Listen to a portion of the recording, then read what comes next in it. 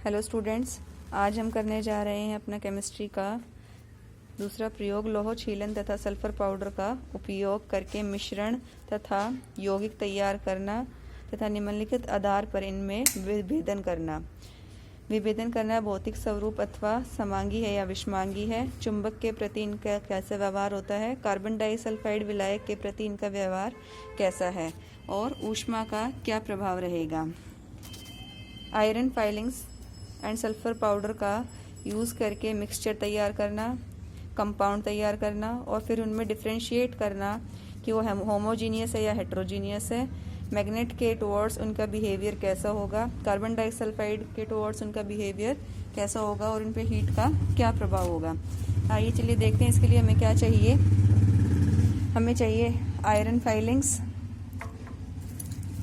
गंधक sulphur powder जो yellow colour का होता है, आप देख पा रहे हैं। इन दोनों को मिला के तैयार किया गया मिक्सचर। जब हम इन दोनों को मिलाते हैं, इनको तैयार करते हैं, ये क्या बना है मिक्सचर। आयरन फाइलिंग्स को मिलाया और सल्फर पाउडर को मिलाया। इन दोनों के कंपोनेंट्स आप अलग अलग देख पा रहे हैं। और इन दोनों को जब इसी मिक्सचर को हम गर्म करते हैं, इसका हीट पर प्रभाव, ये गर्म होना शुरू हो जाएगा। किसका मिक्सचर, आयरन फाइलिंग्स और सल्फर पाउडर का मिक्सचर। जब इसको हीट करते हैं तो ये एक कंपाउंड यौगिक बन जाएगा। इसका इस पर प्रभाव, इसकी हीटिंग से ये गर्म होगा और ये पूरा एक ब्लैक कलर का कंपाउंड बन जाएगा। ये रिएक्शन होती है iron plus sulphur powder gives iron sulphide, Fe plus S gives FeS।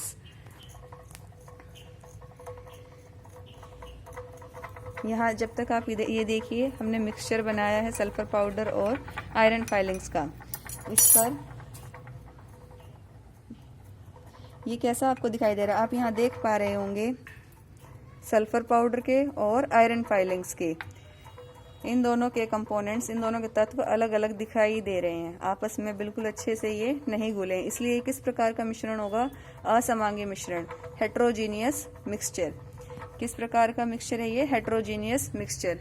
आप इस पर देखिए, हमने जो हीट कर रहे हैं इस पर इसका प्रभाव, ये धीरे धीरे आप देख रहे हैं ब्लैक होना, मिक्स होना, मेल्ट होना शुरू हो गया है। कुछ एक ही मिनट में ये कंपाउंड तैयार हो जाएगा। मैग्नेट के टुवर्ड्स हम इसका बिहेवियर देखते हैं, मैग्नेट की तरफ हम इसका बिहेवियर देखते हैं।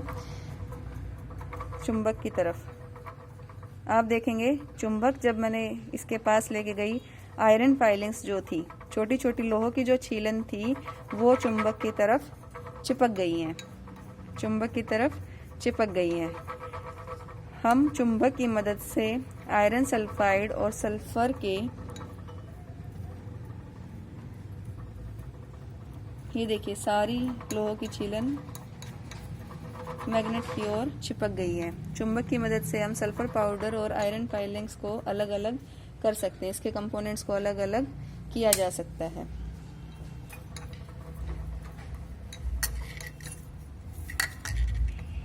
अलग अलग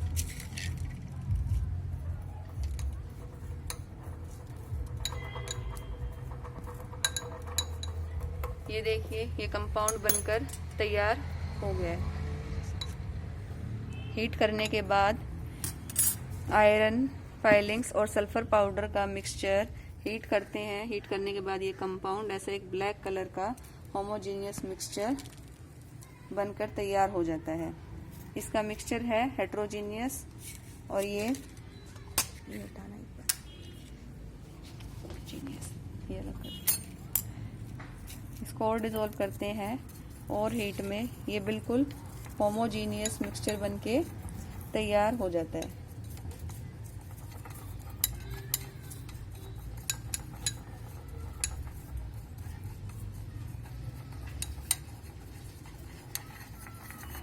जैसा कि आपको पता है, मिक्सचर में मिक्सचर के तत्व अपनी वास्तविक गुणधर्म बनाए रखते हैं।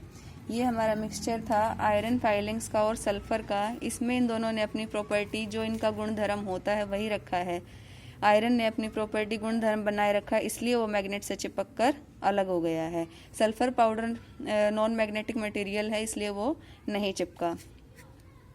लेकिन कंपाउंड की स्थिति में हम जानते हैं, जब भी दो कंपोनेंट मिलके एक कंपाउंड बनाते हैं, एक यौगिक बनाते हैं, तो उसमें मिलाए जाने वाले सब्सटेंसेस अपनी ओरिजिनल प्रॉपर्टी खो देते हैं।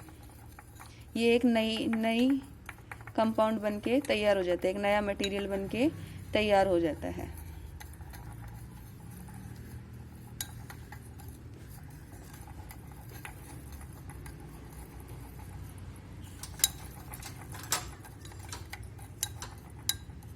अब हम इन दोनों पर कार्बन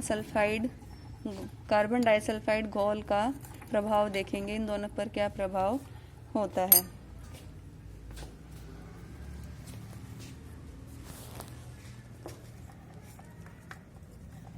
थोड़ा इसको इसमें डालकर